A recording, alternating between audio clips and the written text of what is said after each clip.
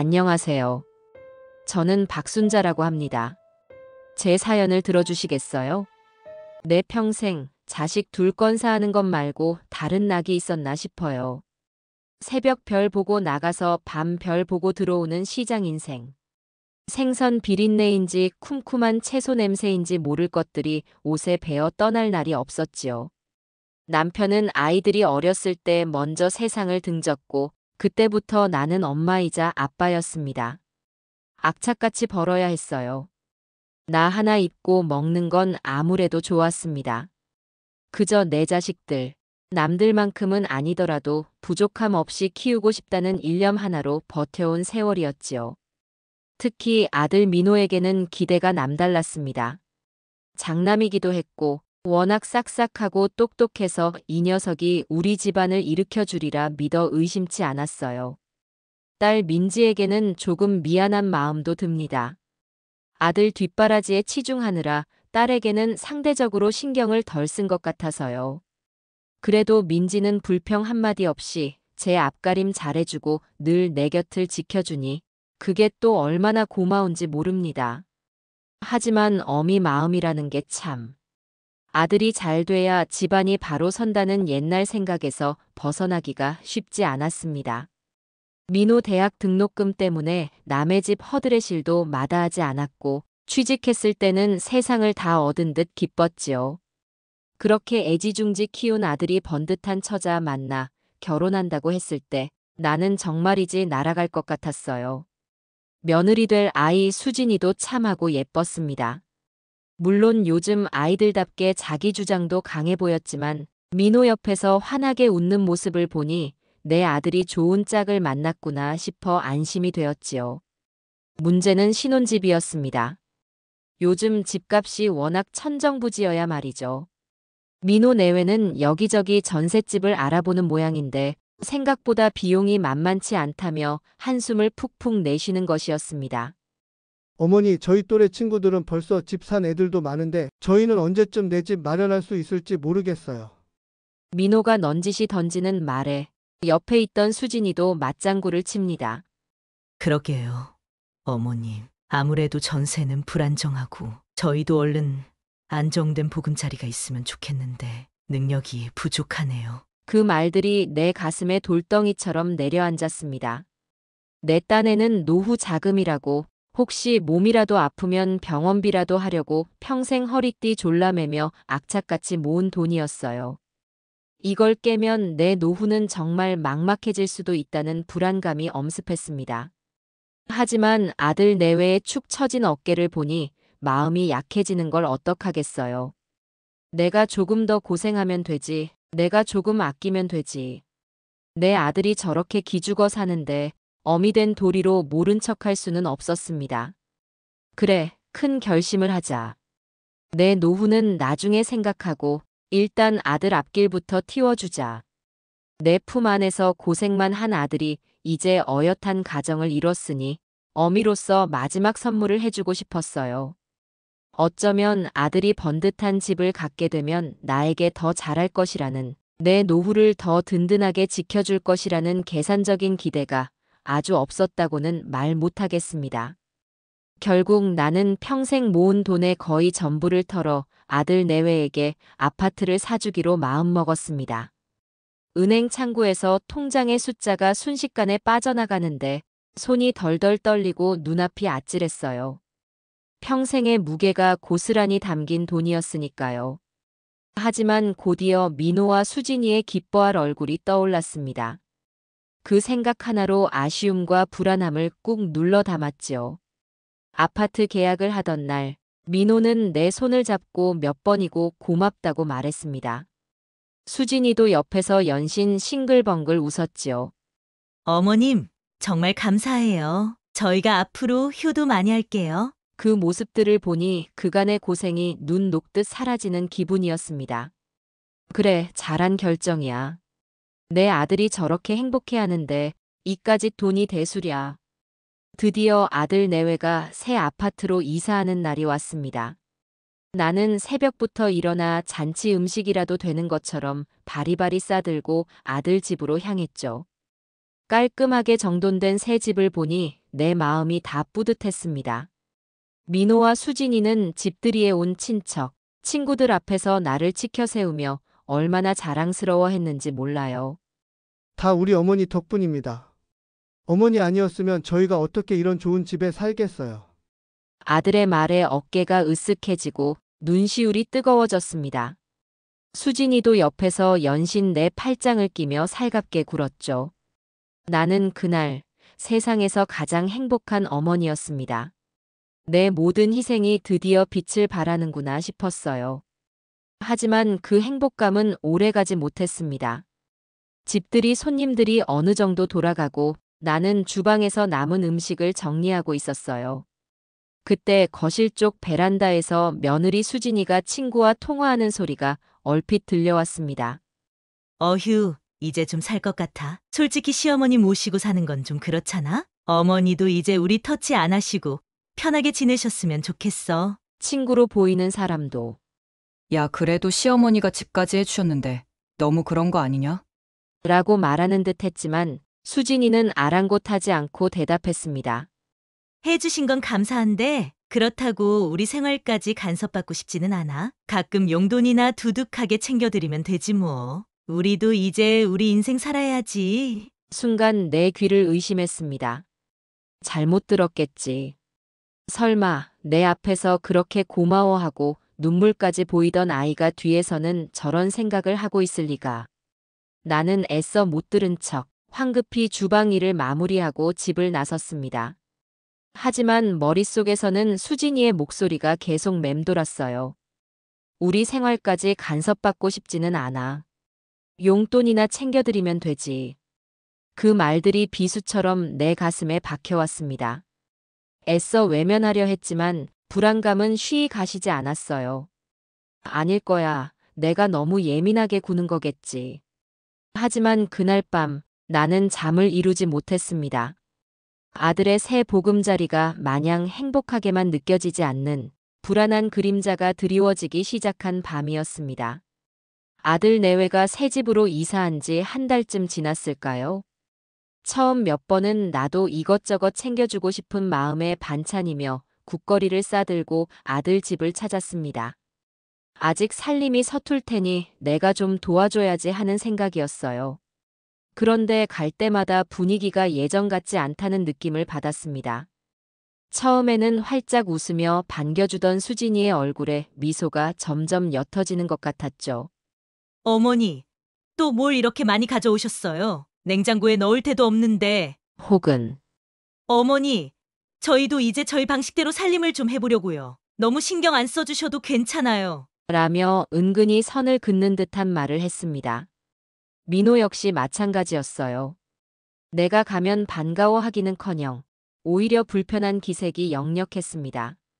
수진이 눈치를 보는 건지 아니면 정말 내가 오는 것이 부담스러운 건지 자꾸 소파에 길게 눕거나 자기 방으로 쏙 들어가 버리기 일쑤였죠.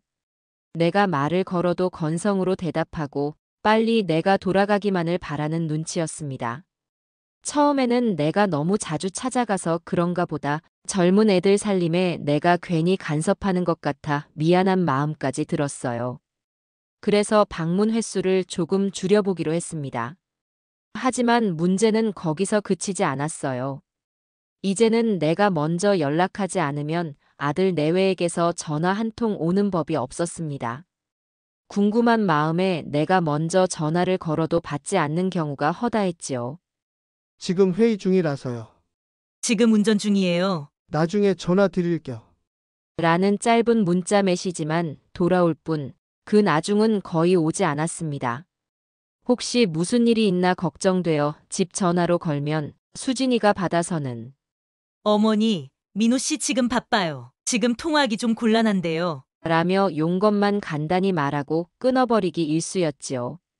목소리에는 어떤 온기도 느껴지지 않았습니다. 마치 귀찮은 불청객을 대하는 듯한 싸늘함만이 감돌았죠. 주말에 손주라도 볼 겸 한번 들르겠다고 하면 이런저런 핑계를 대며 거절하는 일이 잦아졌습니다.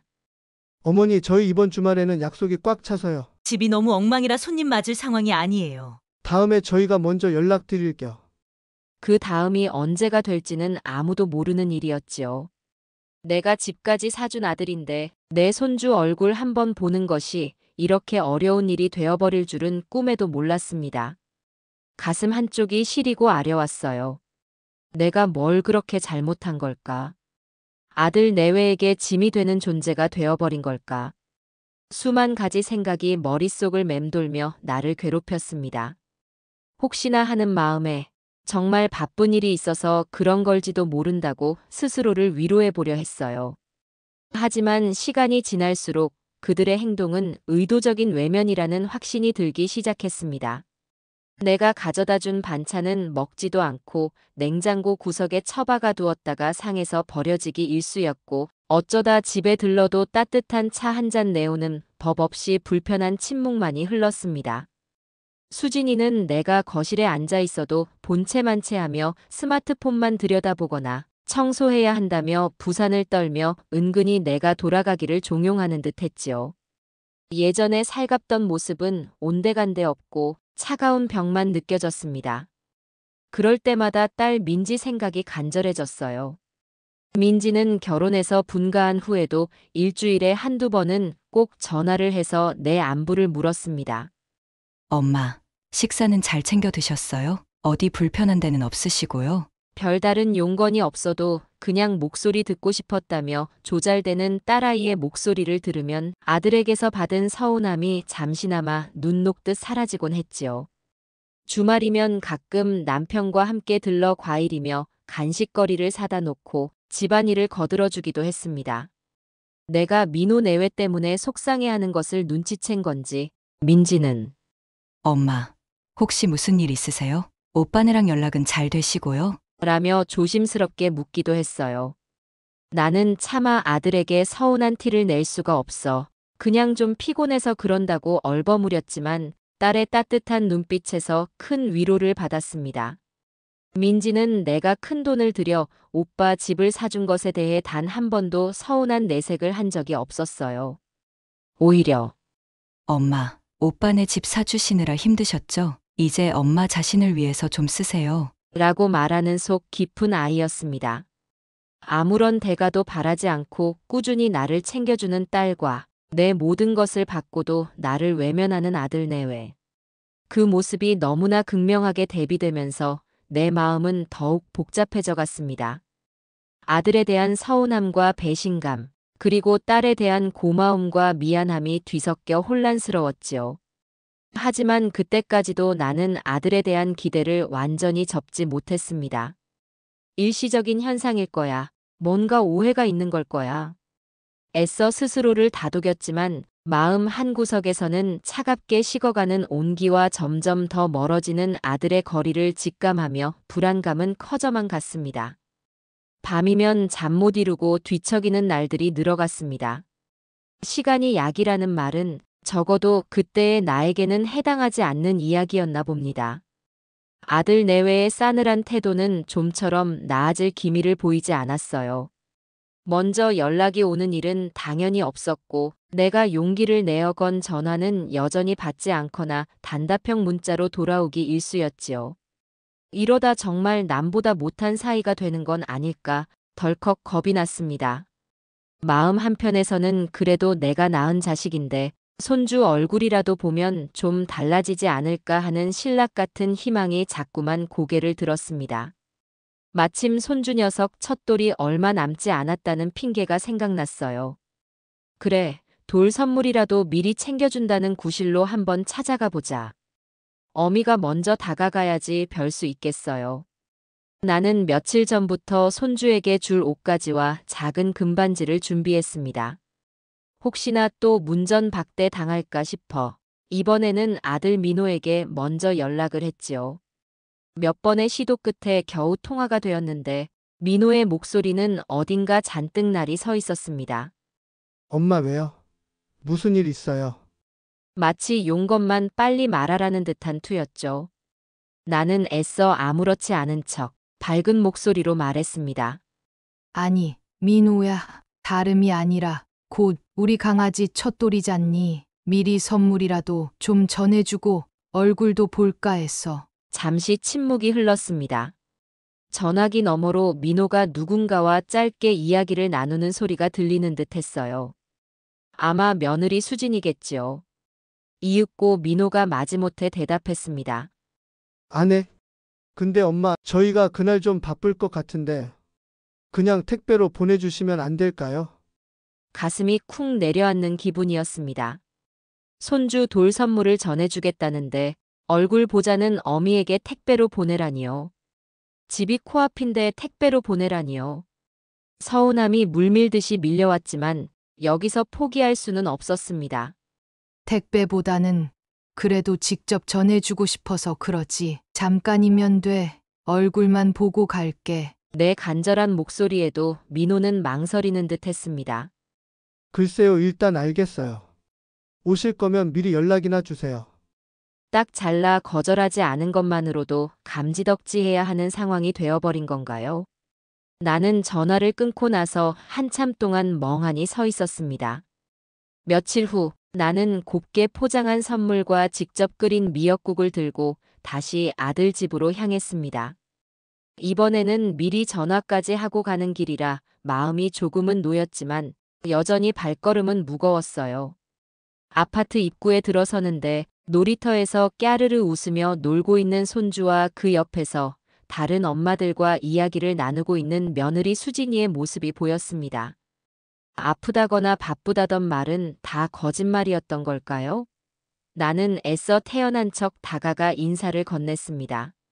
아가, 할미 왔다. 수진아, 애기랑 나와 있었네. 수진이는 나를 보고는 잠시 당황한 듯 했지만 이내 표정을 갈무리하고는 의례적인 미소를 지었습니다.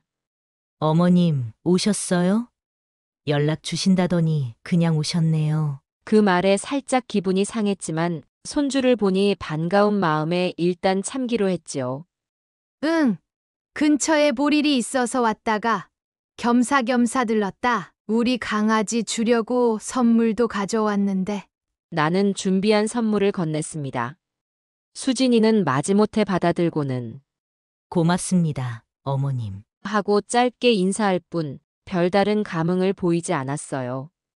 손주는 낯을 가리는지 내 품에 안기려 하지 않았고 그 모습마저 서글프게 느껴졌습니다. 잠시 어색한 침묵이 흘렀습니다. 나는 애써 분위기를 바꿔보려 미역국 이야기를 꺼냈습니다.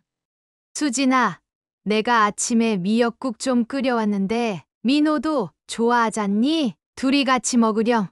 그러자 수진이가 난처하다는 표정을 지으며 말했습니다.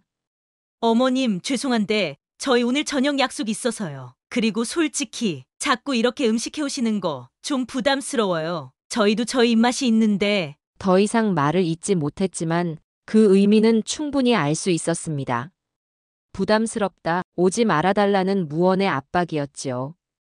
결국 나는 얼마 버티지 못하고 서둘러 자리를 떠야 했습니다. 돌아오는 길, 손에 들린 미역국통이 천근만근처럼 무겁게 느껴졌어요. 내 정성과 마음이 이렇게까지 헌신짝처럼 취급받아야 하는 걸까? 눈물이 핑 돌았지만 길거리에서 울 수는 없어 입술을 깨물며 참았습니다. 집에 돌아와 텅 빈 거실에 홀로 앉아 있으니 서러움이 복받쳐 올랐습니다. 내가 대체 뭘 그렇게 잘못했기에 이런 취급을 받아야 하는 걸까요? 며칠 뒤 나는 마지막 지푸라기라도 잡는 심정으로 다시 아들 집을 찾았습니다. 이번에는 아무런 연락도 하지 않았어요. 그저 문 앞에서 서성이다가 혹시라도 마주치면 그때 이야기라도 나눠볼까 하는 생각이었지요. 익숙하게 아들 집 현관문 앞에 서서 무심코 이전에 알려주었던 비밀번호를 눌렀습니다.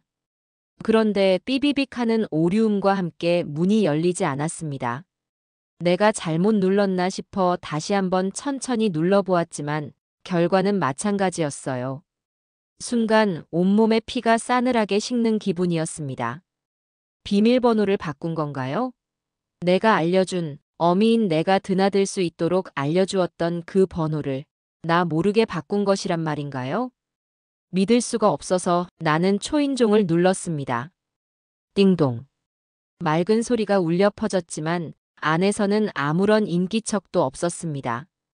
다시 한번 이번에는 좀 더 길게 눌렀습니다. 하지만 여전히 문은 굳게 닫힌 채 열릴 기미를 보이지 않았어요.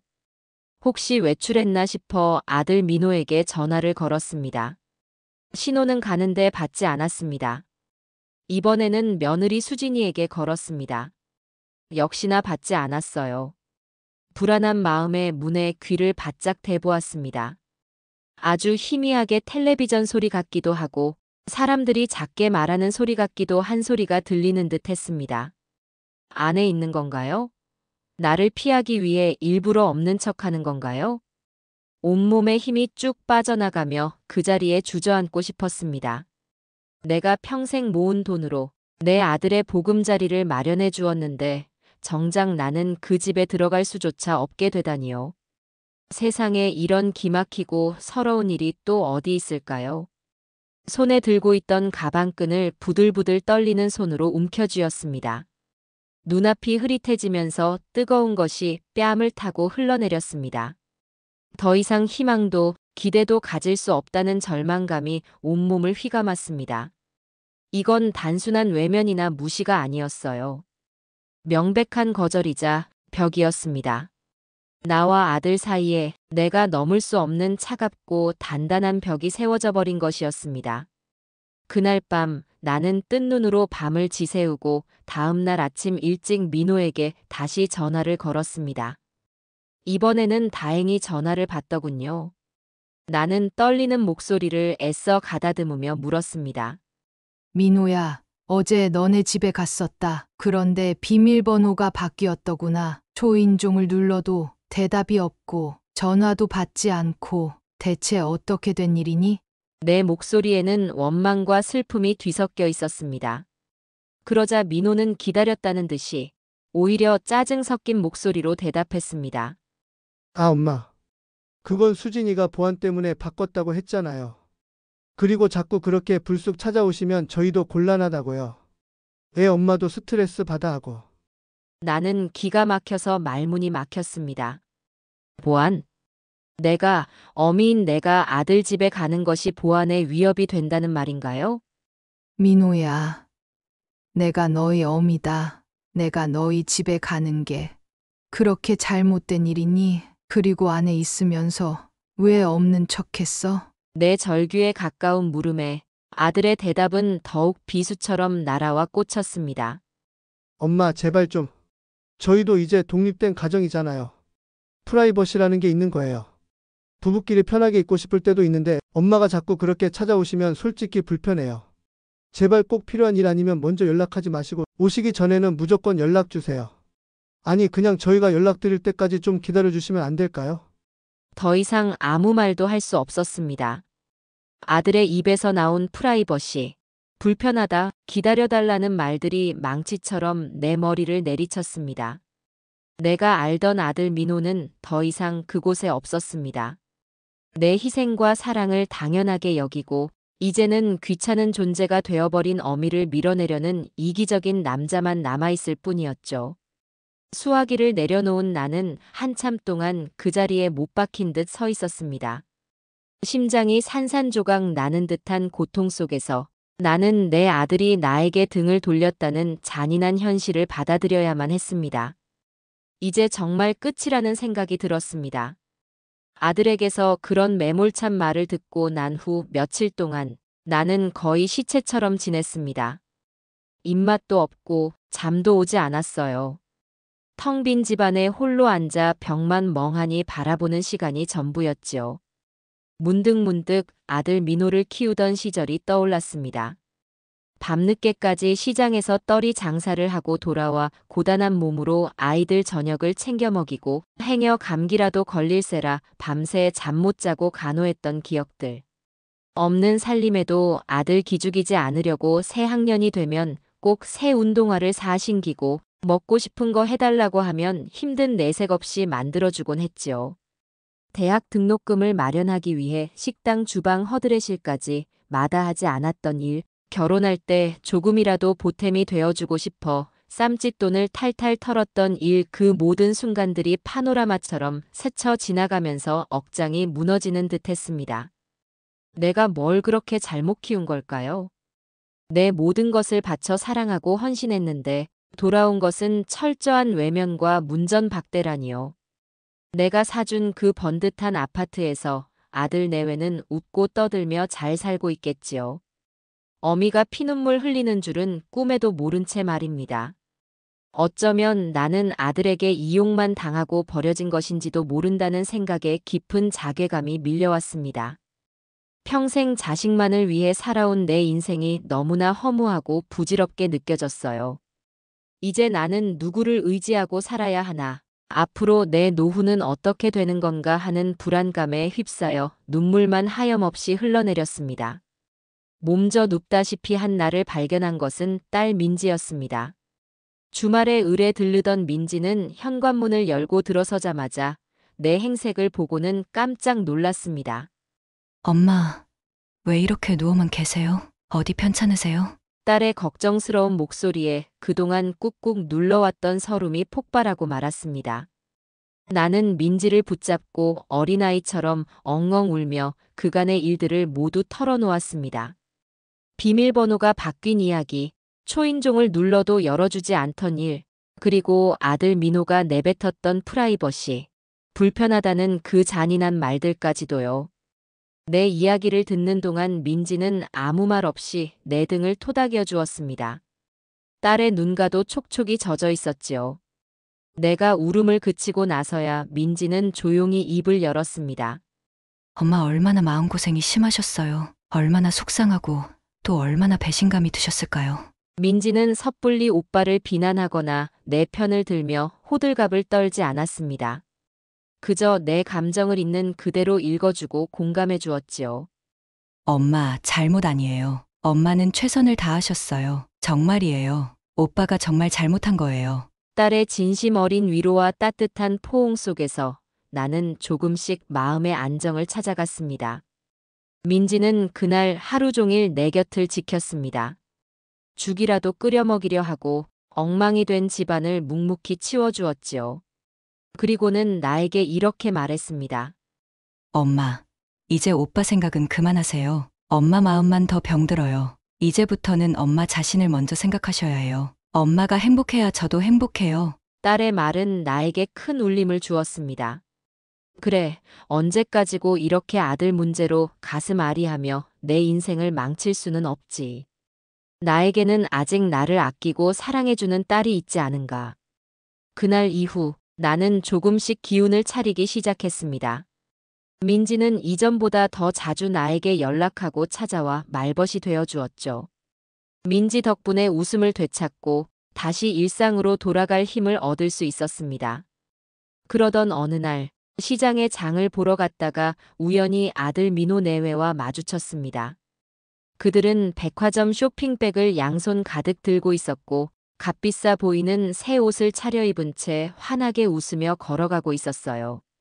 나에게는 돈이 없다, 힘들다고 하소연하던 모습과는 너무나 다른 풍족하고 행복해 보이는 모습이었습니다. 그 순간 나는 깨달았습니다. 아들 내외는 나를 철저히 이용했고 이제는 내가 필요 없어지자 가차없이 버린 것이라는 사실을요. 마지막 남았던 일말의 미련마저 산산조각 나는 순간이었습니다. 집에 돌아온 나는 착잡한 마음을 금할 수 없었습니다. 그리고 문득 아들에게 집을 사주고 내게 남은 재산에 대해 생각하게 되었지요. 큰 돈은 아니지만 그래도 내가 평생 모은 돈의 일부와 작은 상가 하나가 남아 있었습니다. 이전에는 막연히 이 재산마저 언젠가는 아들에게 물려주어야 하지 않을까 생각했었지만 이제는 생각이 달라졌습니다. 나를 이렇게 취급하는 아들에게 내 남은 재산을 줄 이유는 전혀 없다는 확신이 들었지요. 오히려 이 재산은 나를 진심으로 아끼고 걱정해주는 딸 민지에게 주는 것이 맞다는 생각이 들었습니다. 이것은 아들에 대한 복수심 때문만은 아니었어요. 물론 배신감과 분노가 마음속 깊이 자리하고 있었지만 그보다는 내 남은 인생을 더 이상 아들에게 휘둘리지 않고 나를 진정으로 위하는 사람과 함께 안정적으로 보내고 싶다는 갈망이 더 컸습니다. 그리고 민지에게 이 재산을 줌으로써 그동안 내가 딸에게 충분히 해주지 못했던 미안함을 조금이나마 덜고 딸의 미래에 힘을 보태주고 싶다는 마음도 있었지요. 나는 조심스럽게 민지에게 물었습니다. 민지야, 너희는 요즘 사는 거 어떠니? 크게 힘든 건 없고, 뭐 필요한 건 없니? 민지는 늘 그렇듯 괜찮다고 부족한 것 없이 잘 지낸다고 대답했지만 나는 알고 있었습니다. 사위 월급만으로는 빠듯하게 살림을 꾸려나가고 있다는 것을요. 그러면서도 단 한 번도 나에게 손을 벌리거나 오빠와 비교하며 서운함을 토로한 적 없는 착한 딸이었습니다. 내 남은 재산을 민지에게 주어야겠다는 생각은 점점 더 확고해져 갔습니다. 아직 구체적인 계획을 세운 것은 아니었지만 내 마음속에서는 이미 결단이 내려지고 있었습니다. 더 이상 아들의 망령에 시달리지 않고 내 삶의 주도권을 되찾을 수 있는 새로운 길이 보이기 시작한 것 같았습니다. 어쩌면 이것이 나에게 주어진 마지막 기회일지도 모른다는 생각이 들었지요. 내 남은 인생을, 그리고 내 소중한 재산을 어떻게 지켜나가야 할지에 대한 고민이 깊어지는 밤이었습니다. 아들 내외의 쇼핑백 가득한 웃음소리가 환청처럼 귓가에 맴도는 듯 했습니다. 나에게는 돈이 없어 힘들다고, 그래서 어미에게 손 벌리는 것을 당연하게 여기던 그들이었지요. 그 이중적인 모습은 내 마음속에 남아있던 마지막 미련과 연민마저 제가 되어 날아가게 만들었습니다. 더 이상 아들에 대한 기대로 나 자신을 속이고 합리화할 수는 없었어요. 정신이 번쩍 들었습니다. 그래, 이제 정말 내 인생을 되찾아야 할 때다. 내 남은 재산마저 저렇게 철없는 아들에게 흘러가도록 내버려 둘 수는 없다는 결심이 확고하게 섰습니다. 이것은 단순히 감정적인 분노나 복수가 아니었어요. 내 남은 삶에 대한 책임감이자 나 자신을 지키기 위한 마지막 보루와 같은 것이었습니다. 하지만 어떻게 해야 할까요? 법에 대해 아는 것이 없는 내가 혼자서 재산을 정리하기는 막막했습니다. 괜히 어설프게 움직였다가 나중에 더 큰 문제가 생길 수도 있다는 생각에 신중해졌지요. 고민 끝에 평소 신뢰하던 시장 상인회 회장님께 조심스럽게 자문을 구했습니다. 회장님은 내 딱한 사정을 들으시고는 상속이나 증여 문제에 경험이 많은 변호사 한 분을 소개해 주셨어요. 번화가에 있는 번듯한 법률사무소는 문턱이 높게 느껴져 찾아갈 엄두도 내지 못했는데 회장님이 추천해 주신 곳은 다행히 우리 동네에서 멀지 않은 곳에 있는 작은 사무실이었습니다. 며칠 후 나는 떨리는 마음으로 변호사 사무실을 찾아갔습니다. 약속 시간보다 조금 일찍 도착해서인지 문 앞에서 한참을 서성이며 심호흡을 해야 했어요. 문을 열고 들어서자 안경을 쓴 점잖은 인상의 변호사님이 나를 맞이했습니다. 작은 사무실이었지만 깔끔하게 정돈되어 있었고 조용하고 차분한 분위기가 오히려 마음을 편안하게 해주었지요. 나는 상담실 의자에 앉아 그동안 있었던 일들을 두서없이 털어놓기 시작했습니다. 아들에게 집을 사준 이야기부터 비밀번호가 바뀌고 문전박대를 당한 일, 그리고 남은 재산을 딸에게 증여하고 싶다는 내 결심까지. 말을 하는 동안 몇 번이나 목이 메고 눈시울이 붉어졌는지 모릅니다. 내 이야기를 묵묵히 듣던 변호사님은 안타깝다는 표정을 지으면서도 매우 전문적이고 명료하게 법률적인 부분들을 설명해 주셨습니다. 어머님, 그동안 마음고생이 정말 많으셨겠습니다. 우선 법적으로 어머님 명의의 재산은 전적으로 어머님께서 처분하실 권리가 있습니다. 아드님께 집을 사주신 것은 이미 증여가 완료된 것으로 보이고요. 남은 재산을 따님에게 증여하시는 것 역시 어머님의 자유로운 의사에 따라 결정하시면 됩니다. 다만 증여세 문제가 발생할 수 있고 나중에 다른 상속인들, 예를 들어 아드님이 유류분 반환 청구, 소송 등을 제기할 가능성도 배제할 수는 없습니다. 변호사님은 증여와 상속의 차이점, 유류분의 개념, 그리고 증여 계약서를 어떻게 작성해야 법적 효력을 확실히 할 수 있는지 등을 차근차근 설명해 주셨습니다. 복잡한 법률 용어들이 귀에 쏙쏙 들어오지는 않았지만 한 가지는 분명히 알 수 있었어요. 내 재산을 내 뜻대로 할 수 있다는 것, 그리고 그 권리를 법적으로 보호받을 수 있다는 사실이었지요. 변호사님의 확신에 찬 설명을 들으니 막연했던 불안감이 사라지고 용기가 생겼습니다. 내 권리를 왜 내가 망설여야 하나요? 그래, 이제 더 이상 지체할 이유가 없었습니다. 나는 변호사님께 증여 절차를 진행해 달라고 정식으로 의뢰했습니다. 상담료와 수임료가 적지 않은 금액이었지만 내 남은 인생을 위한 투자라고 생각하니 아깝다는 생각은 들지 않았어요. 사무실을 나서는 발걸음이 그 어느 때보다 가볍게 느껴졌습니다. 이제 남은 가장 큰 관문은 딸 민지에게 이 사실을 알리고 동의를 구하는 것이었습니다. 민지가 어떤 반응을 보일지 걱정이 앞섰어요. 착한 내 딸은 혹시 오빠와의 관계가 완전히 틀어질까봐, 혹은 갑자기 큰 재산을 받는 것에 부담을 느껴 거절할지도 모른다는 생각이 들었기 때문이지요. 주말 저녁, 나는 민지를 집으로 불렀습니다. 평소 좋아하던 갈비찜을 정성껏 만들어 저녁상을 차렸지요. 민지는 아무것도 모른 채 밝은 표정으로 식사를 했지만 나는 쉽사리 입을 떼지 못하고 뜻만 들였습니다. 식사를 마치고 과일을 먹으며 차를 마실 때 나는 어렵게 입을 열었습니다. 민지야, 엄마가 너에게 할 말이 있다. 아주 중요한 이야기야. 내 목소리가 떨려 나왔습니다. 민지는 직감적으로 심상치 않은 분위기를 느꼈는지 조용히 나를 바라보았지요. 나는 심호흡을 한번 하고 변호사를 만나고 온 이야기부터 차근차근 설명했습니다. 그리고 내 남은 재산, 얼마 되지 않는 예금과 작은 상가 건물 하나를 모두 민지 너에게 증여하기로 결정했다는 사실을 털어놓았습니다.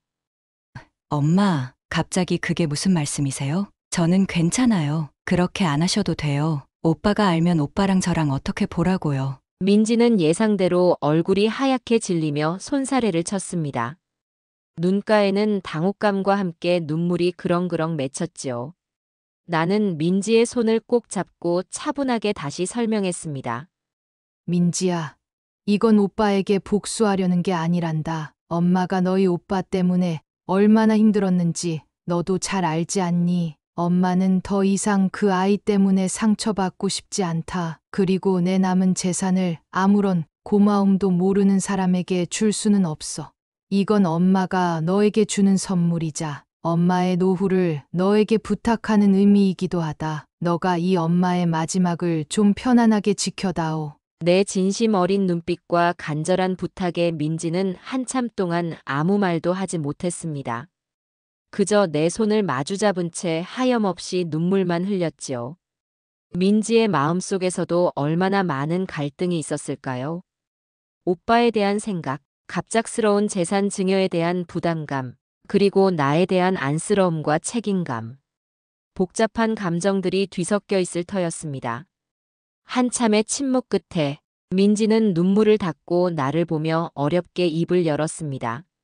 엄마 마음이 좀 그러시다면 제가 따를게요. 하지만 엄마, 정말 괜찮으시겠어요? 나중에 후회 안 하실 자신 있으세요? 나는 민지를 끌어안고 말없이 고개를 끄덕였습니다. 딸의 이해와 동의를 얻는 순간 나는 또 한 번의 큰 산을 넘었다는 안도감을 느꼈습니다. 그 후로 며칠 동안 나와 민지는 변호사님의 안내에 따라 증여에 필요한 서류들을 준비했습니다. 복잡하고 신경 써야 할 일들이 많았지만 이상하게도 마음은 편안했어요. 마치 오랫동안 나를 짓누르던 무거운 짐을 내려놓는 기분이었습니다. 그 와중에도 아들 민호에게서는 아무런 연락이 없었습니다.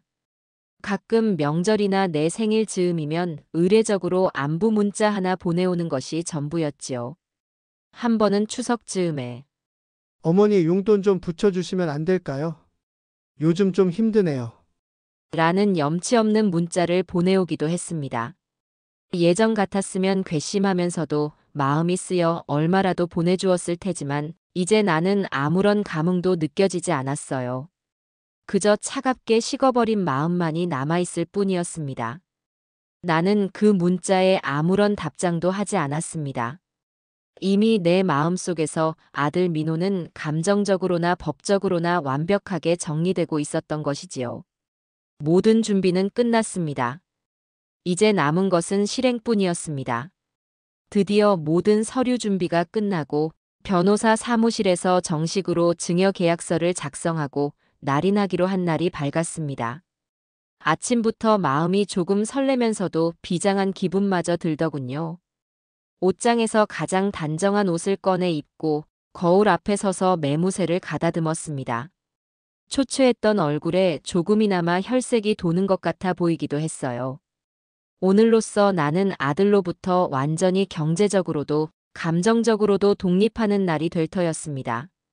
어쩌면 내 인생의 새로운 시작점이 될지도 모른다는 생각에 가슴이 살짝 두근거리기까지 했습니다.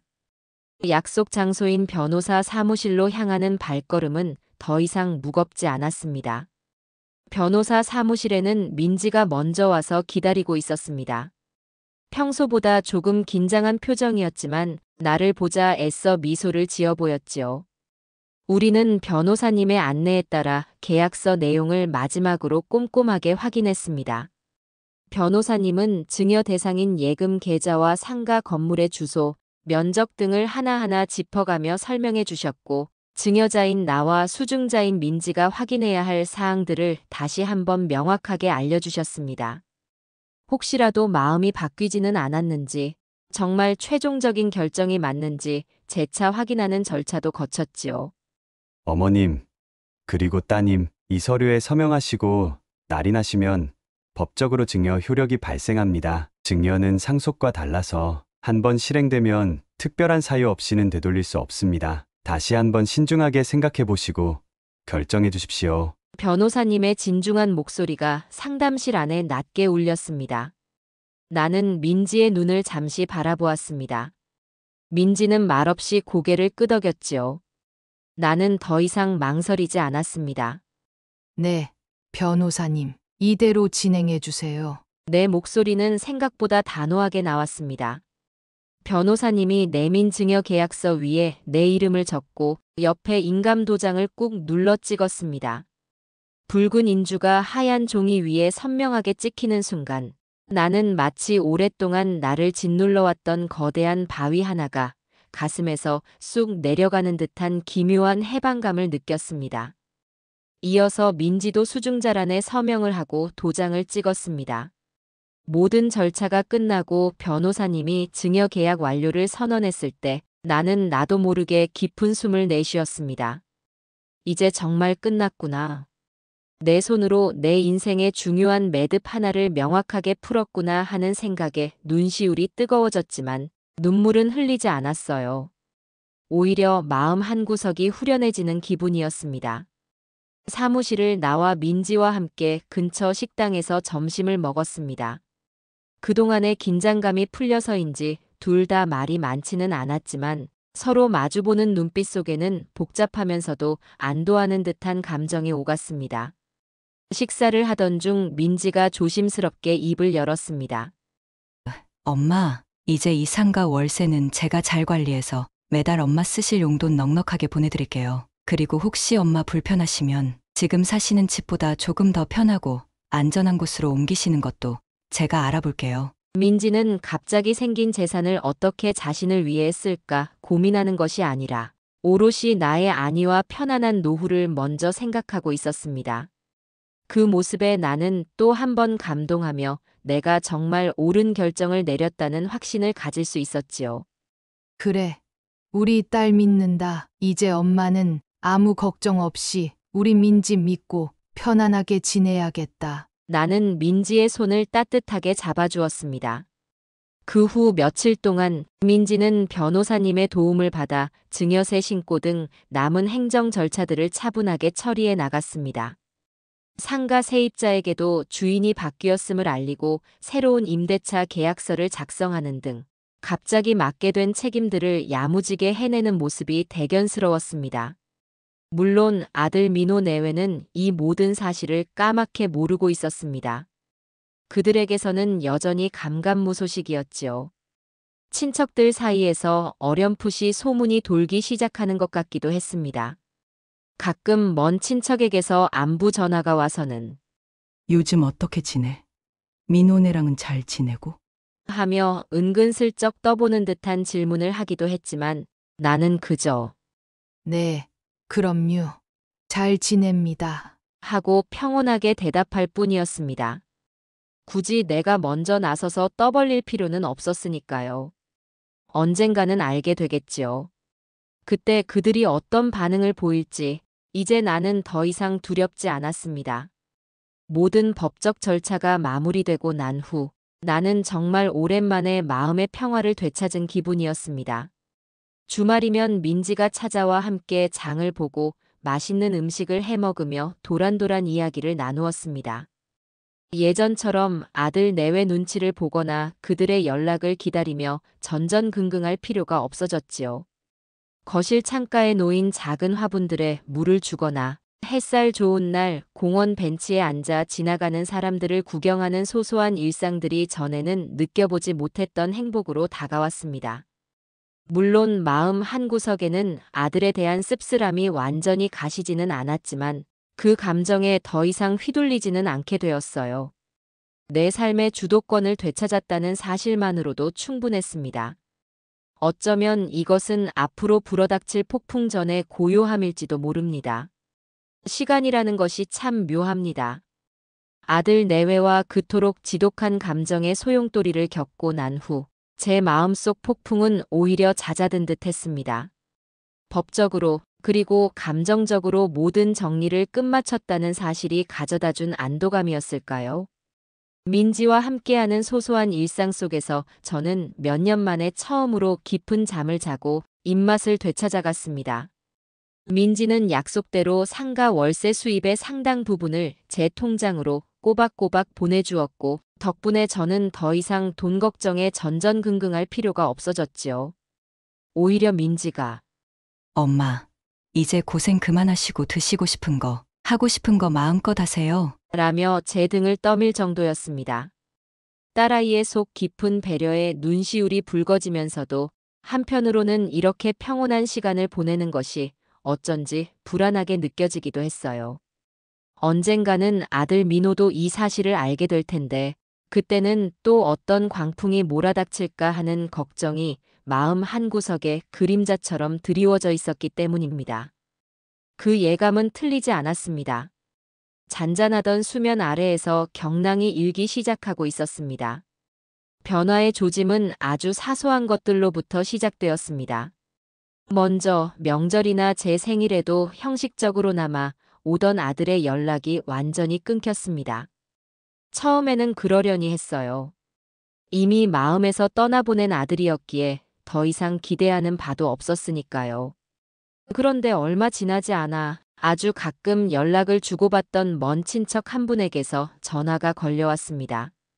안부를 묻는가 싶더니 조심스럽게 말을 돌리며 민호 내외의 근황을 묻는 것이었습니다. 잘 지내죠? 다름이 아니라 혹시 민호네 무슨 일 있어요? 얼마 전에 돈이 좀 급하게 필요하다고 저한테까지 연락이 왔더라고요. 사업 자금이 좀 막힌 건지 딱한 것 같아서 조금 보태주기는 했는데 영 사정이 안 좋아 보이던데. 그 말을 듣는 순간 심장이 덜컥 내려앉는 기분이었습니다. 민호가 사업 자금이 막힌다?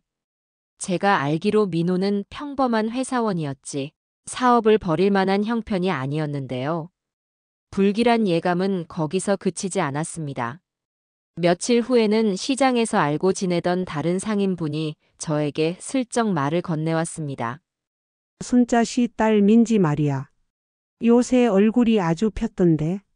얼마 전에 보니까 차도 새로 뽑은 것 같고 옷 입는 것도 달라졌어. 무슨 좋은 일 있나 봐.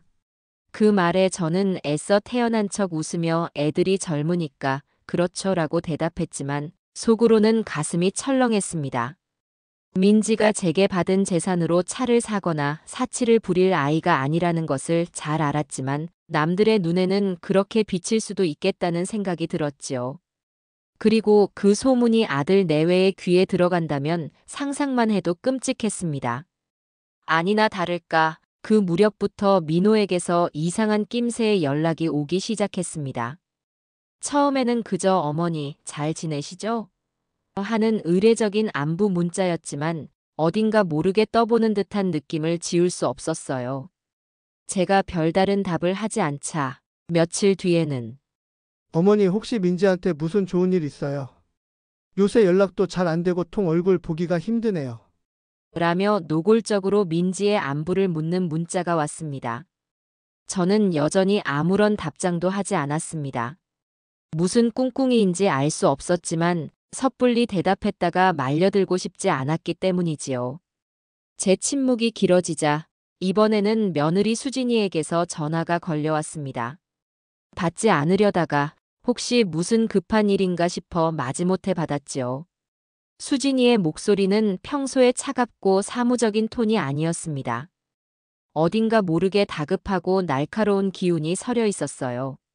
어머님, 저 수진이에요. 잠깐 통화 괜찮으세요? 저는 왜 그러니? 하고 짧게 물었습니다. 그러자 수진이는 기다렸다는 듯이 속사포처럼 말을 쏟아냈습니다.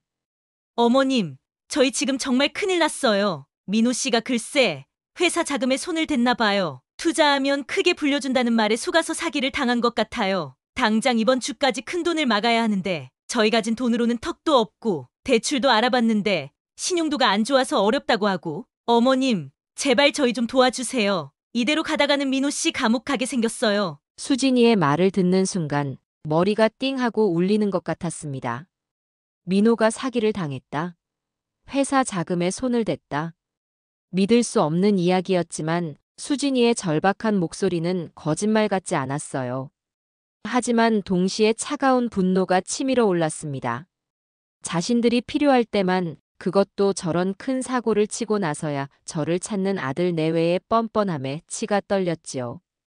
저는 냉정하게 대답했습니다. 나에게는 이제 너희에게 줄 돈이 한 푼도 없다. 너희 일은 너희가 알아서 해결하거라. 제 단호한 대답에 수진이는 잠시 말을 잇지 못하는 듯 했습니다. 이윽고 거의 울부짖는 듯한 목소리로 외쳤습니다. 어머님, 어떻게 그렇게 매정하게 말씀하세요? 저희가 염치 없는 거 알지만 그래도 어머님 아들이잖아요. 제발 한 번만 도와주세요. 네? 저는 더 이상 듣고 싶지 않아 그대로 전화를 끊어버렸습니다. 수화기를 내려놓은 손이 분노와 착잡함으로 부들부들 떨렸습니다. 그날 밤 저는 잠을 이룰 수가 없었습니다. 민호가 정말 사기를 당하고 회사 돈까지 횡령한 것이 사실이라면 아무리 밉고 원망스러워도 어미로서 마음이 편치 않았습니다. 하지만 제가 할 수 있는 일은 아무것도 없었어요. 이미 제 모든 것은 민지에게 넘어갔고 설령 돈이 있다 하더라도 밑빠진 독에 물 붓기처럼 아들의 뒤처리를 해주고 싶은 마음은 추호도 없었습니다. 그동안 제가 겪었던 서름과 배신감을 생각하면 이것은 어쩌면 그들이 자초한 일이라는 생각마저 들었지요. 며칠 뒤 폭풍은 예고 없이 찾아왔습니다. 그날은 저녁 식사를 막 끝내고 거실 소파에 앉아 텔레비전을 보고 있을 때였어요. 갑자기 현관문 초인종이 요란하게 울렸습니다. 누구일까 싶어 인터폰 화면을 확인한 저는 숨을 멈췄습니다. 화면 속에는 잔뜩 상기된 얼굴의 민호와 그 옆에서 금방이라도 울음을 터뜨릴 듯 파리한 얼굴을 한 수진이가 서 있었습니다. 저는 순간적으로 문을 열어주지 말까 망설였지만 이 문제를 언제까지고 피할 수는 없다는 생각에 결국 현관으로 나가 문을 열었습니다. 문이 열리자마자 민호는 거칠게 저를 밀치고 집 안으로 들어섰습니다. 술을 마신 건지 얼굴은 벌겋게 달아올라 있었고 눈은 분노로 이글거렸습니다. 뒤따라 들어온 수진이는 현관에 주저앉아 흐느끼기 시작했어요. 어머니, 어떻게 저희한테 이러실 수가 있어요? 어떻게 아들한테 상의 한마디 없이 전 재산을 민지한테 다 넘길 수가 있냐고요. 민호는 집안을 둘러보며 고래고래 소리를 질렀습니다. 그 모습은 제가 알던 아들 민호가 아니었습니다. 마치 이성을 잃은 짐승처럼 보였지요. 저는 애써 침착함을 유지하며 낮은 목소리로 말했습니다. 우선 앉아서 이야기하거라. 소리 지른다고 해결될 일 아니다. 하지만 민호는 제 말을 들으려 하지 않았습니다. 앉으라고요? 지금 제정신이세요? 어머니 때문에 제 인생이 지금 어떻게 됐는지 아세요? 제가 지금 회사에서 잘리고 감옥에 가게 생겼는데 앉아서 차분히 이야기가 나와요.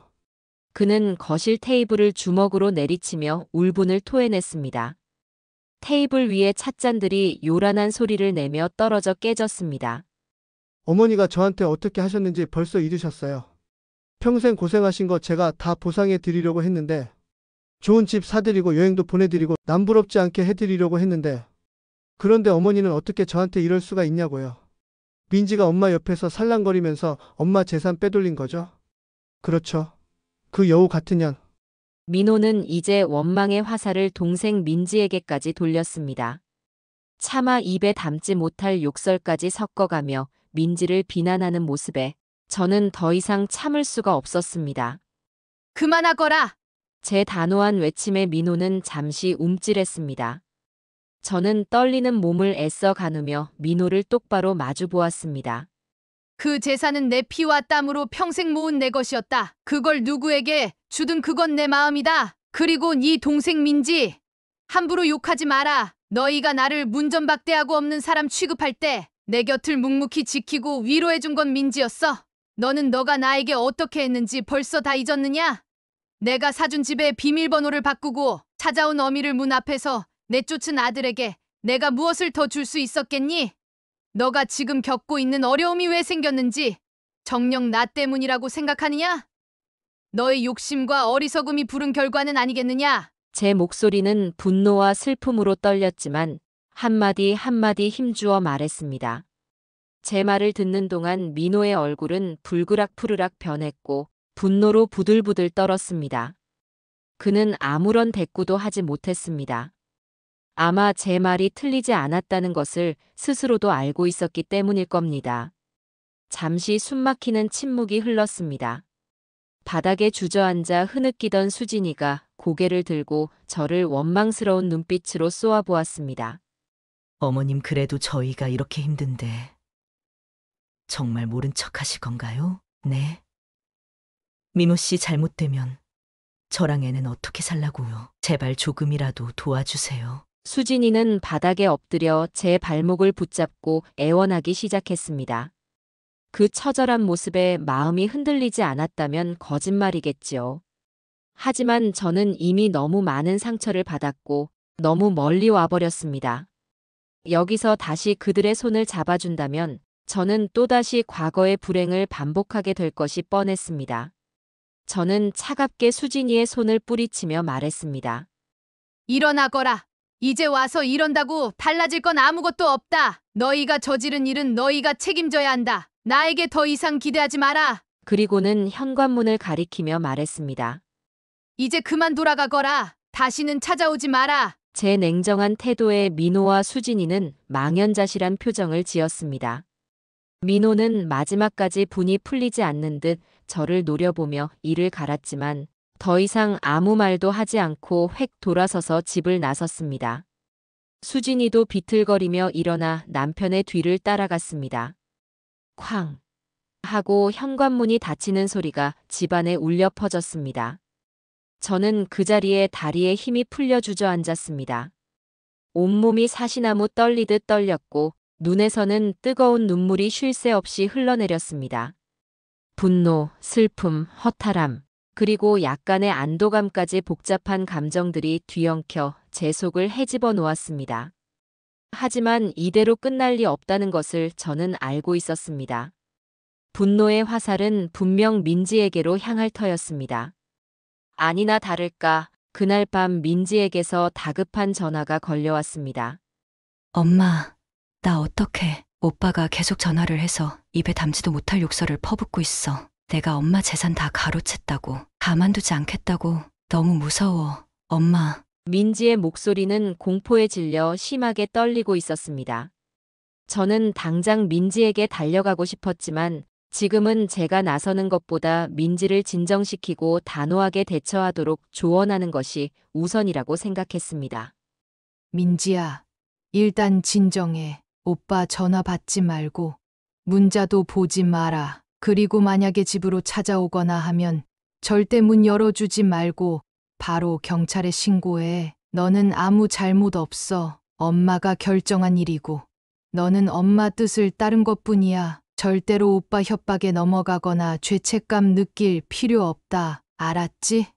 저는 최대한 침착하게 민지를 다독였습니다.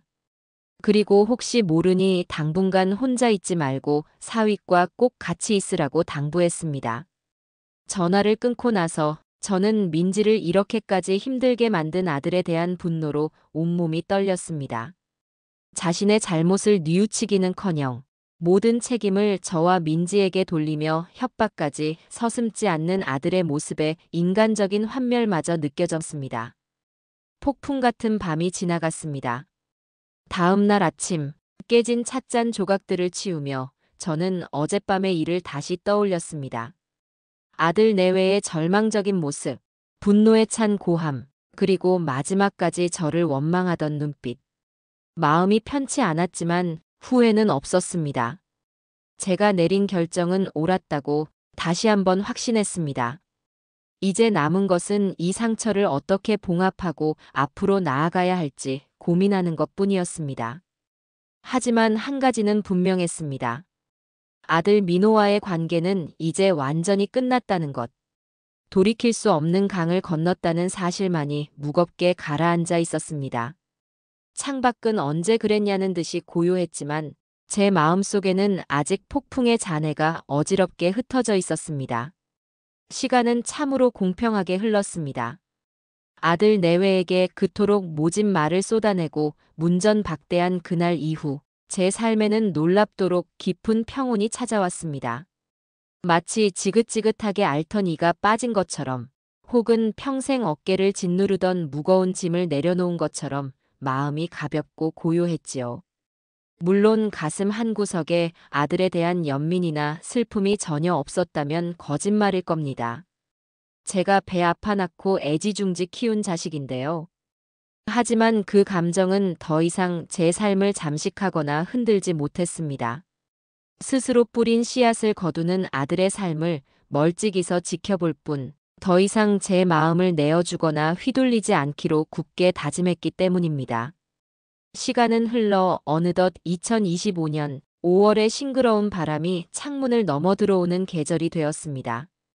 제 삶에도 마치 봄날의 햇살처럼 따스하고 밝은 기운이 감돌기 시작했어요. 민지는 저의 든든한 울타리가 되어주었습니다.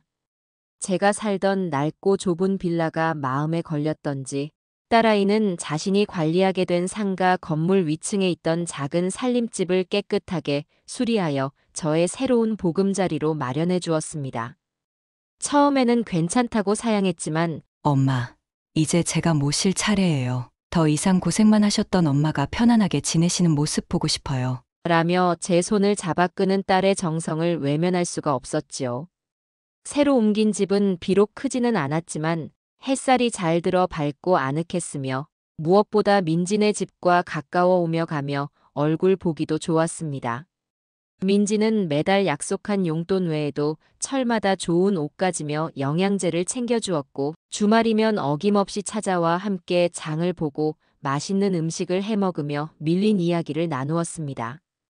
잔소리처럼 들릴까봐 조심스러워하면서도 엄마, 이제 시장일 같은 힘든 일은 그만하시고 동네 문화센터 같은 데서 뭐 배우고 싶은 거 있으시면 얼마든지 하세요. 제가 다 지원해 드릴게요. 라며 제 노년의 삶까지 살뜰히 챙겨주었지요.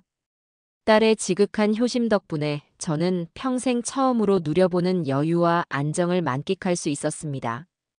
반면 아들 민호 내외의 삶은 그야말로 처참하게 무너져 내리고 있다는 소식이 간간이 들려왔습니다.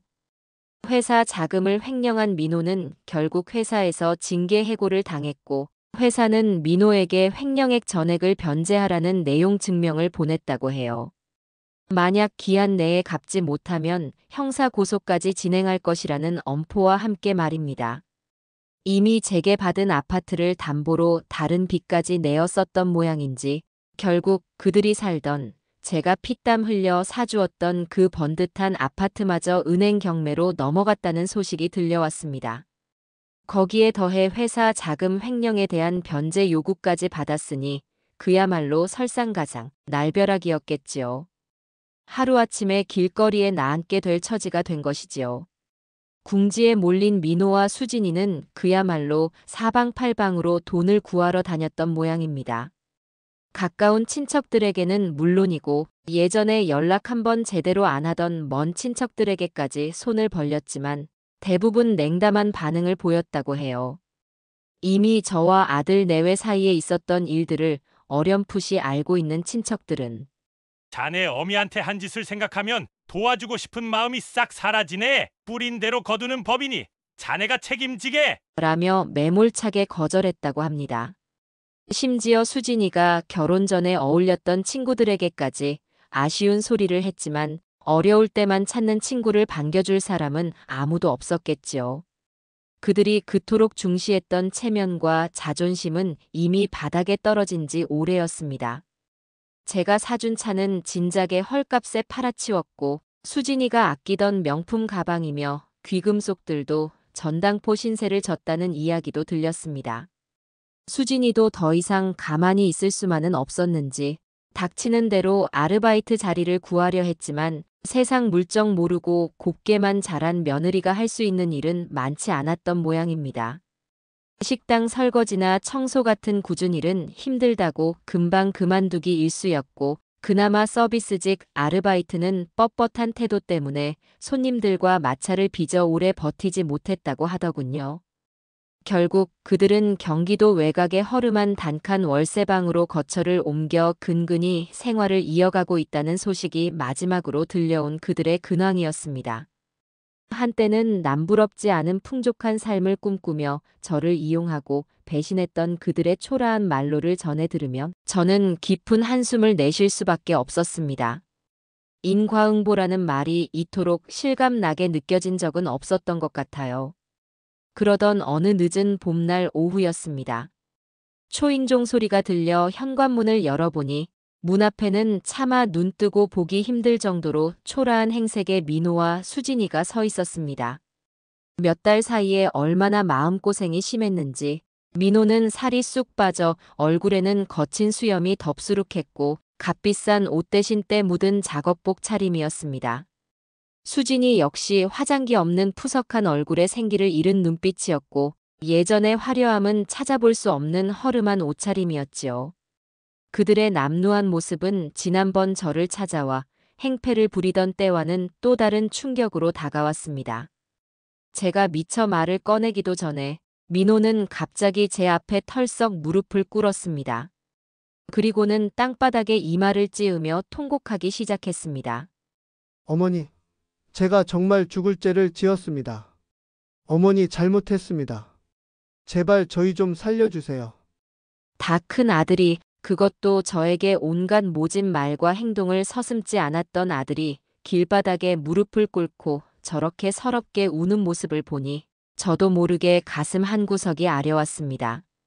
수진이 역시 민호 옆에 따라 무릎을 꿇고는 눈물 콧물을 쏟아내며 제 바짓가랑이를 붙잡았습니다. 어머님, 저희가 정말 잘못했어요. 그때는 저희가 정말 제정신이 아니었어요. 어머님 은혜도 모르고 저희가 정말 천벌을 받을 짓을 했어요. 제발 저희 한 번만 용서해 주시고 마지막으로 한 번만 기회를 주세요. 네. 어머님. 그들의 처절한 모습은 분명 진심처럼 보였습니다. 하지만 저는 이미 너무 많은 상처를 입었고 그들의 눈물과 사죄가 또다시 저를 이용하기 위한 연극일 수도 있다는 의심을 거둘 수가 없었습니다. 저는 아무 말 없이 차가운 눈으로 무릎 꿇은 아들 내외를 내려다보았습니다. 제 침묵이 길어지자 민호가 고개를 들고 저를 올려다보며 다시 애원하기 시작했습니다. 어머니 회사에서 합의금으로 5천만 원을 요구하고 있어요. 이번 주까지 마련하지 못하면 저 정말 감옥 가야 해요. 어머니, 제가 감옥 가면 수진이랑 애는 어떻게 살아요? 제발 그 돈만 좀 어떻게 빌려주시면 안 될까요? 제가 평생 아니 다음 생에서라도 꼭 갚겠습니다. 어머니 발이라도 하더라면 하겠습니다. 제발요. 5천만 원. 저에게는 이제 그 정도 돈을 마련할 능력이 없지는 않았습니다. 민지가 관리해주는 상가 수입과 제가 평생 모은 얼마간의 비상금까지 합치면 불가능한 금액은 아니었지요. 하지만 저는 단호하게 고개를 저었습니다.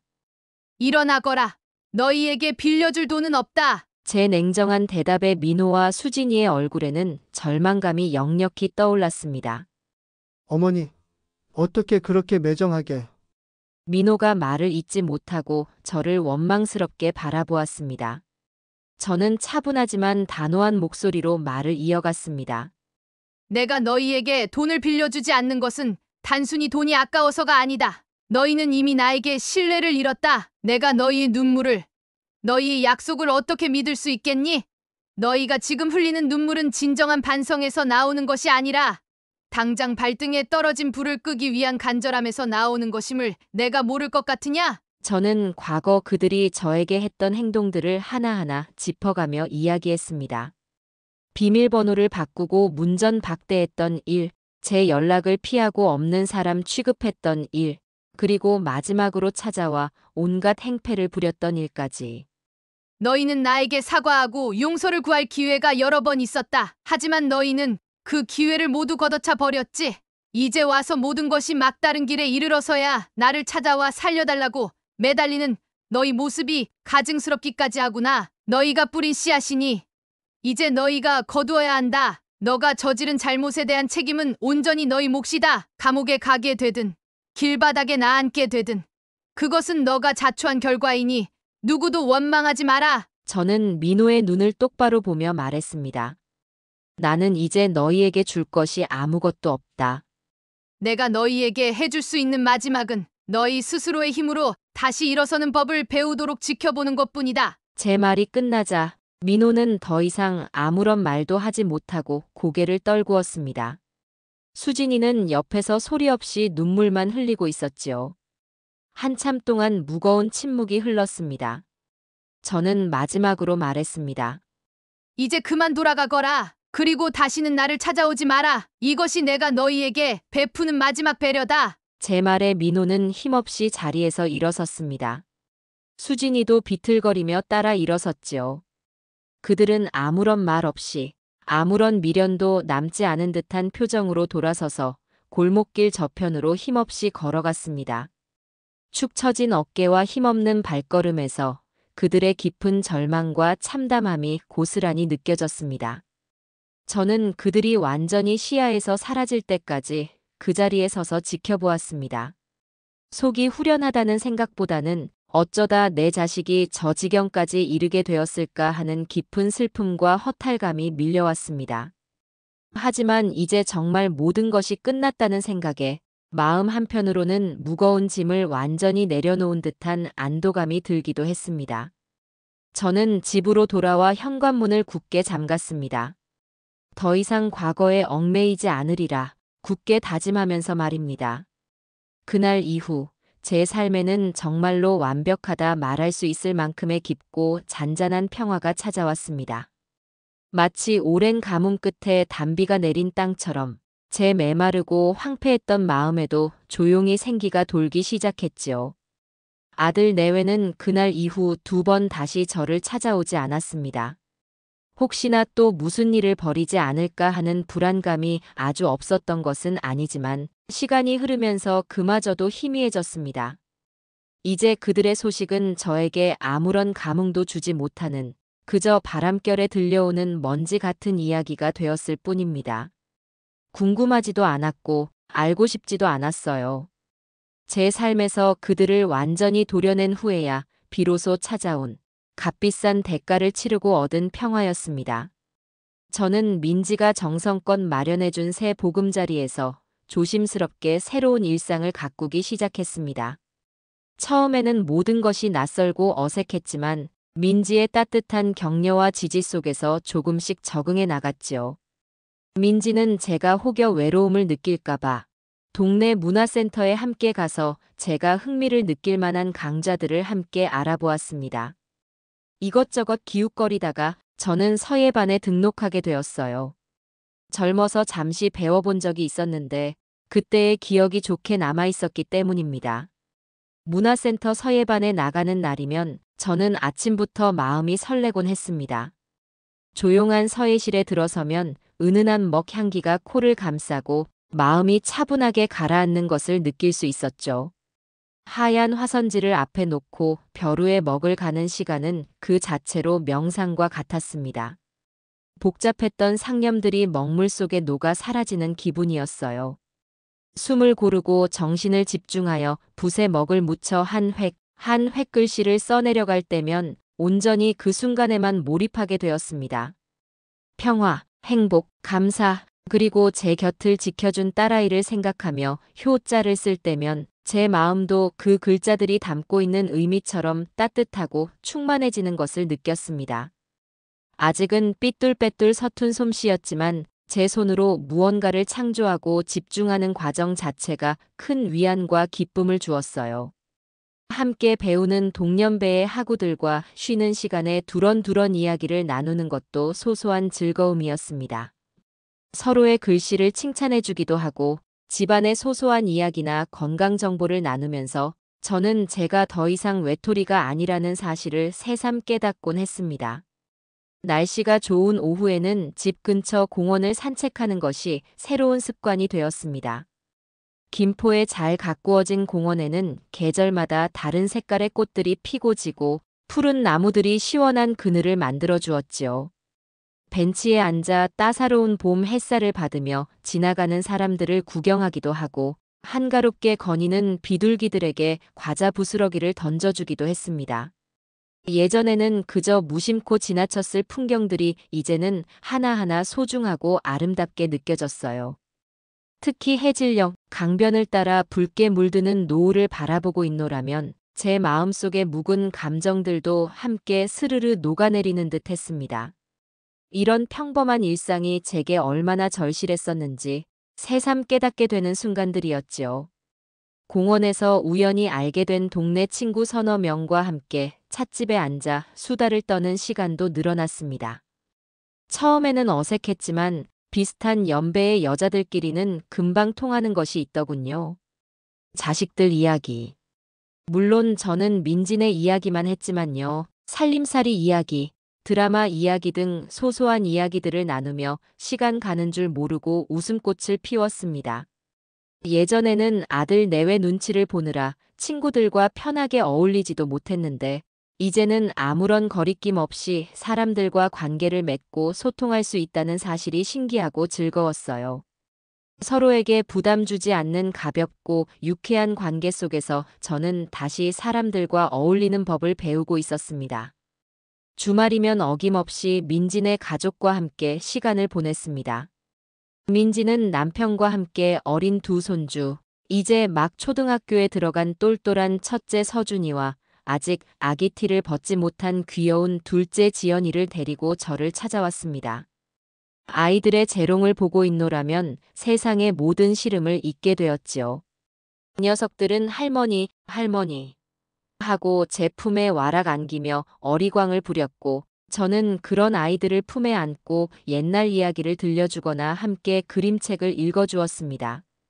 아이들의 맑고 순수한 눈망울을 보고 있으면 제 마음속의 상처마저 깨끗하게 치유되는 기분이 들었어요. 민호에게도 아이가 있었지만 그 아이와는 제대로 된 정 한번 나눠보지 못했던 것이 못내 아쉬웠는데 이제 민지의 아이들을 통해 할머니로서의 기쁨과 행복을 온전히 누릴 수 있게 된 것입니다.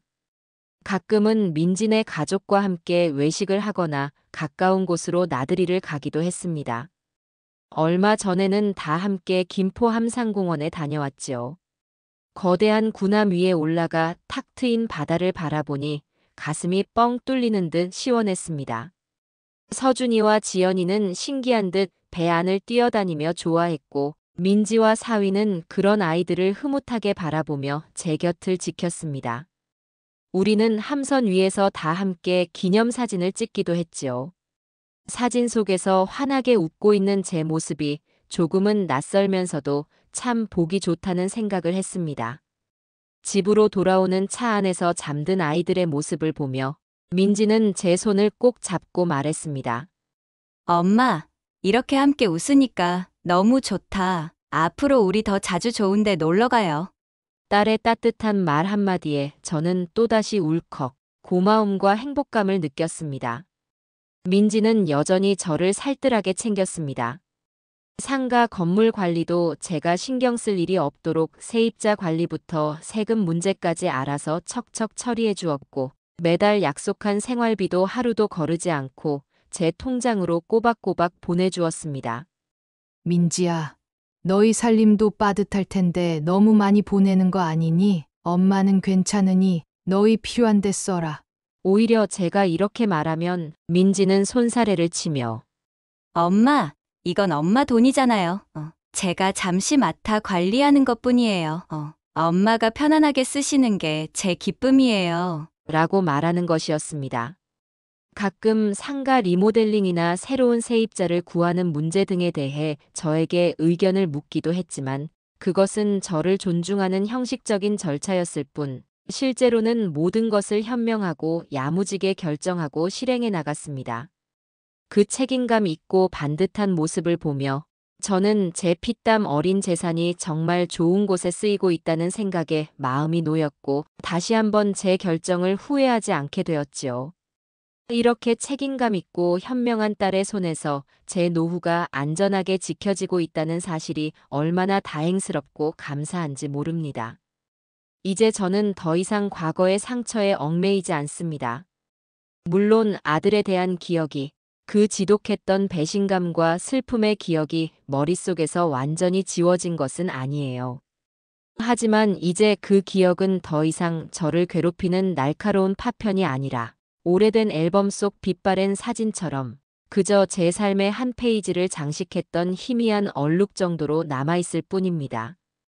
가끔 그 얼룩을 들여다볼 때면 가슴 한쪽이 시큰거리기도 하지만 예전처럼 밤잠을 설치거나 식음을 전폐할 정도의 고통으로 다가오지는 않았습니다. 오히려 저는 그 얼룩을 통해 더 많은 것을 배우고 깨달았습니다. 피보다 진한 것은 마음이라는 것, 진정한 가족이란 서로를 존중하고 아끼며 어려울 때 힘이 되어주는 관계라는 것을 말입니다. 또한 자식에 대한 맹목적인 희생과 기대가 때로는 얼마나 허무하고 위험한 결과를 초래할 수 있는지도 뼈저리게 깨달았지요. 그리고 무엇보다 중요한 것은 이 세상 그 누구보다 나 자신을 먼저 사랑하고 존중해야 한다는 사실이었습니다. 내 삶의 주인은 바로 나 자신이며 내 행복은 다른 누군가에게 의존하는 것이 아니라 스스로 만들어가야 한다는 것을 이제야 비로소 알게 된 것입니다. 돌이켜보면 참으로 길고 어두운 터널을 지나온 것만 같습니다. 그 고통스러운 시간들을 어떻게 견뎌냈는지. 하지만 그 혹독한 시련의 시간이 있었기에 지금 제가 누리는 이 평화와 소소한 행복들이 더욱 눈부시고 값지게 느껴지는지도 모르겠습니다. 어둠이 깊을수록 새벽별이 더욱 빛나 보이는 것처럼 말이지요. 저는 이제 남은 제 인생을 온전히 저 자신과 저를 진심으로 아끼고 사랑해주는 딸 민지, 그리고 사랑스러운 손주들을 위해 살아갈 것입니다. 더 이상 누구의 눈치도 보지 않고 누구에게도 기대지 않고 오롯이 제 두 발로 서서 당당하고 행복하게 말이지요. 창밖을 보니 어느덧 해가 뉘엿뉘엿 기울고 있습니다. 창문을 열자 부드러운 5월의 저녁 바람이 감미롭게 불어와 제 볼을 스칩니다. 바람결에 실려오는 라일락 향기가 달콤합니다. 멀리 보이는 공원의 푸른 나무들이 저녁 노을에 아름답게 물들고 있네요. 이 모든 평화로운 풍경 속에서 저는 깊은 숨을 내쉬며 잔잔한 미소를 지어봅니다. 더 이상 두려울 것도 아쉬울 것도 없습니다. 그저 오늘 하루를 무사히 보냈음에 감사하고 내일 아침 다시 건강하게 눈뜰 수 있기를 기도할 뿐입니다. 제 새로운 시작을 축복해주는 것처럼 느껴지는 이 봄날 저녁의 평온함 속에서 저는 조용히 행복을 속삭입니다. 참으로 더없이 평화로운 오후입니다.